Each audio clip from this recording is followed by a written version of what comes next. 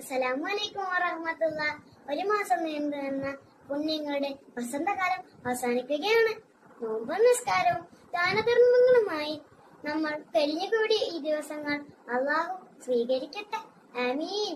ഇന്ന് നമ്മുടെ മനസ്സിലും നാവിലും നിറയേണ്ടത് അള്ളാഹുവിനുള്ള നന്ദിയാണ്. പട്ടിണി കിടന്നവന്റെ വിശപ്പ് അറിയാനും ക്ഷമിക്കാനും പ്രാർത്ഥിക്കാനും റമളാൻ നമ്മെ പഠിപ്പിച്ച് ഇനി വരുന്നത് ആഘോഷത്തിന്റെ ദിനമാണ്, ഈദുൽ ഫിത്തർ. നമ്മുടെ സന്തോഷത്തിൽ എല്ലാവരെയും കൂടെ കൂട്ടണം. പാവപ്പെട്ടവർക്കും നമ്മുടെ അയൽവാസികൾക്കും നമ്മൾ മധുരം നൽകണം. ആരെങ്കിലും നമ്മളോട് പിണങ്ങിയിട്ടുണ്ടെങ്കിൽ അവരെ ചേർത്ത് പിടിച്ച് ഈദ് മുബാറക് പറയണം.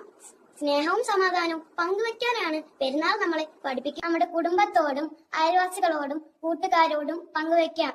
തഖബ്ബലല്ലാഹു മിന്നാ വമിൻകും. അസ്സലാമു അലൈക്കും.